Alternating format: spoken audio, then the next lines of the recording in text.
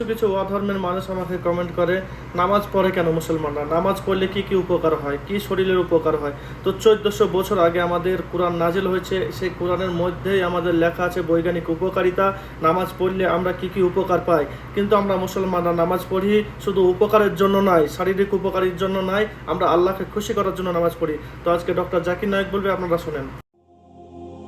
সামাজিক উপকারিতার পাশাপাশি, আত্মিক উন্নতির পাশাপাশি, অন্যান্য উপকারের পাশাপাশি সালাহ থেকে আমরা পাই বিভিন্ন শারীরিক উপকারিতা। সালাতের সময় যখন রুকুতে যায়, যখন মাথা নোয়ায়, শরীরের উপরের অংশে তখন অতিরিক্ত রক্ত প্রবাহিত হয়, মেরুদণ্ড তখন হয়ে যায় নমনীয়, মেরুদণ্ডের বিভিন্ন নার্ভ শক্তিশালী হয়, মেরুদণ্ড বা পিঠের ব্যথা দূর হয়ে যায়। এতে করে দূর হয় পেট ফাঁপা জাতীয় সমস্যাগুলো। এরপরে যখন উঠে দাঁড়াই, অর্থাৎ রুকুর পরে যখন উঠে দাঁড়াই, শরীরের উপরের অংশে যেটুকু রক্ত প্রবেশ করেছে সেটার প্রবাহ তখন স্বাভাবিক হয়, শরীরও তখন রিল্যাক্সড হয়। যখন আমরা সেজদা দেই তখন আমাদের কপাল মাটিতে ঠেকাই। এটা হলো সালাতের সবচেয়ে শ্রেষ্ঠ অংশ, এটা হলো সালাতের সবচেয়ে গুরুত্বপূর্ণ অংশ। প্রত্যেক দিন মানুষের শরীর তার চারপাশের বিভিন্ন ইলেকট্রোস্ট্যাটিক চার্জের সংস্পর্শে আসে। এই চার্জ তারপরে গিয়ে পৌঁছায় মানুষের নার্ভাস সিস্টেমে, আর সেখানেই জমা হয়ে থাকে। এই অতিরিক্ত ইলেকট্রোস্ট্যাটিক চার্জ শরীর থেকে বের করে দেওয়া প্রয়োজন, তা না হলে আপনার মাথা ব্যথা করবে, পিঠে ব্যথা করবে, মাংসপেশিতে টান পড়বে। এসব সমস্যাতে রেহাই পেতে আমরা ট্রাঙ্কুলাইজার আর বিভিন্ন প্রকারের ওষুধ নিই। এই অতিরিক্ত ইলেকট্রোস্ট্যাটিক চার্জ আমাদের শরীর থেকে বের করে দিতে হবে। যেমন ধরুন, এমন কোন যন্ত্র যেখানে প্রচুর বিদ্যুতের প্রয়োজন হয়, সেখানে সাধারণত দেখা যায় একটা 3 পিন প্লাগ আছে। তৃতীয় পিন আর তৃতীয় তারটা মাটিতে চলে যায়, আর্থিং করা হয়। একইভাবে আমরা যখন সিজদায় যাই, আমাদের কপাল মাটিতে ঠেকাই। শরীরের সবচেয়ে শ্রেষ্ঠ অংশ হলো ব্রেইন, আর ব্রেইনের শ্রেষ্ঠ অংশ হলো ফ্রন্টাল লোব, সেটা মাটিতে ঠেকানো হয়। এ সময় অতিরিক্ত ইলেকট্রোস্ট্যাটিক চার্জগুলো মাটিতে চলে যায়। তার মানে এই নয় যে সে সময় কপালের নিচে হাত রাখলে আপনি ইলেকট্রিক শক খাবেন। সিজদার সময় আমরা ফ্রন্টাল লোব মাটিতে ঠেকাই। ব্রেনের যে অংশটা চিন্তা করে সেটা মাথার উপরে থাকে না, সেটা থাকে ফ্রন্টাল লোবে। সেজন্যই আমরা সালাতের মধ্যে সিজদা করি। যখন আমরা সিজদায় যাই তখন আমাদের ব্রেনে অতিরিক্ত রক্ত প্রবাহিত হয়, এতে আমাদের ব্রেনের ক্ষমতা বৃদ্ধি পায়। যখন সিজদা করি তখন আমাদের মুখের চামড়ায় ও ঘাড়ে অতিরিক্ত রক্ত প্রবাহিত হয়, এতে আমাদের মুখমণ্ডলে রক্ত প্রবাহের মাত্রা বেড়ে যায়। এটা শীতকালে আমাদের জন্য খুবই উপকারী। বিভিন্ন অসুখ থেকে বাঁচতে পারি, যেমন ফাইব্রোসাইটিস ও চিলব্লেন। যখন সিজদা করি তখন প্যারানেজাল সাইনাসের ড্রেনেজ তৈরি হয়, এতে করে সাইনোসাইটিসের সম্ভাবনা কমে যায়, যেটা হলো সাইনাসের প্রদাহ। সারাদিন আমরা সাধারণত সোজা হয়ে দাঁড়িয়ে থাকি, আর ম্যাক্সিলারি সাইনাস, এটা ড্রেনেজ থাকে শরীরের উপরের অংশে। আমরা সারাদিন সোজা হয়ে দাঁড়িয়ে থাকি বলে এর চলাচল হয় না। সেজন্য যখন সিজদায় যায়, ব্যাপারটা অনেকটা এমন যে একটা ভরা পাত্র উল্টে দিলাম, এতে করে ম্যাক্সিলারি সাইনাসের ড্রেনেজটা হয়। এছাড়াও এতে করে আমাদের শরীরের ড্রেনেজ তৈরি হয় ফ্রন্টাল সাইনাসের, এথমোডিয়াল সাইনাসের এবং স্পেনোডিয়াল সাইনাসের।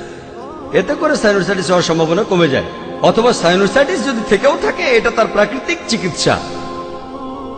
এছাড়াও সিজদা তাদের জন্য প্রাকৃতিক চিকিৎসা যেসব মানুষ ব্রঙ্কাইটিস রোগে ভুগে থাকেন।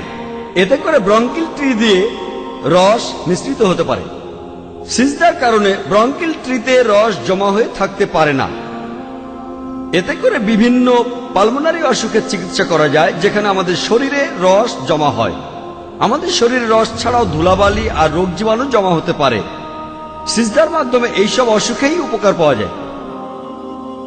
আমরা যখন নিঃশ্বাস নেই তখন আমাদের ফুসফুসের মাত্র 2/3 ব্যবহার করে থাকি, আর বাকি 1/3 ফুসফুসের সেখানে বাতাস থেকে যায়।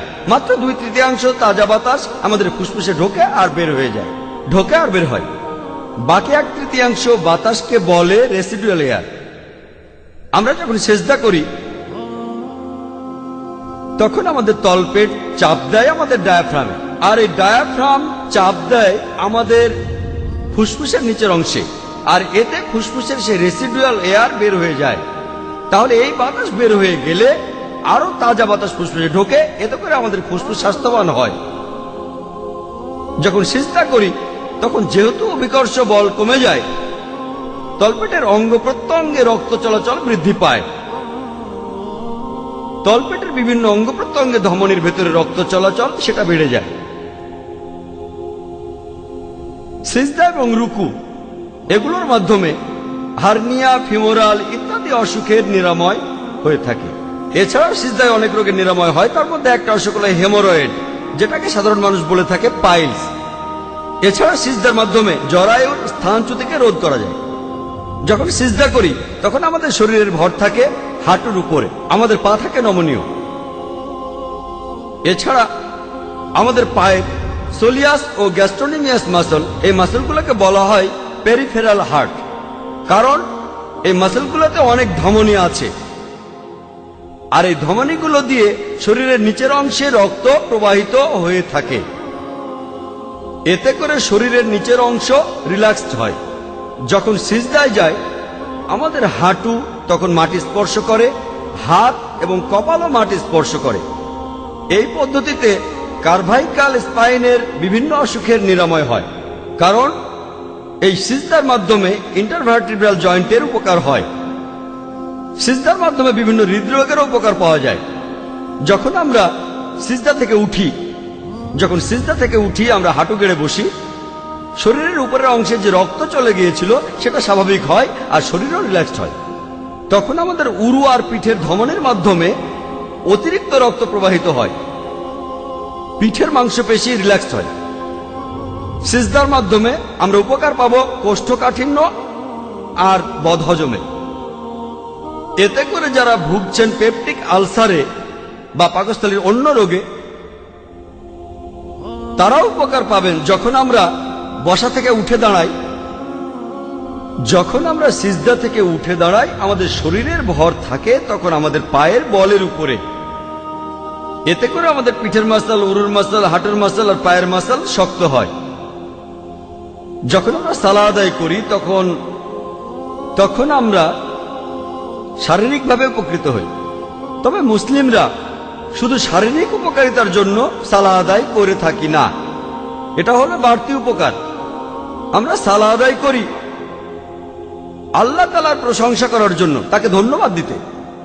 আমরা সালাত আদায় করি নির্দেশনার জন্য, ন্যায় নিষ্ঠার পথে প্রগ্রাম হওয়ার জন্য। সালাতের এইসব বাড়তি উপকারিতা এমন লোককে আকৃষ্ট করবে যার বিশ্বাস কম, অথবা আকৃষ্ট করবে একজন অমুসলিমকে। কিন্তু মুসলিমরা আমাদের প্রধান কাজ হলো আল্লাহ তাআলাকে সন্তুষ্ট করা, কারণ এটাই আল্লাহ সুবহানাহু ওয়া তাআলার নির্দেশ, এটাই আমাদের বিরিয়ানি।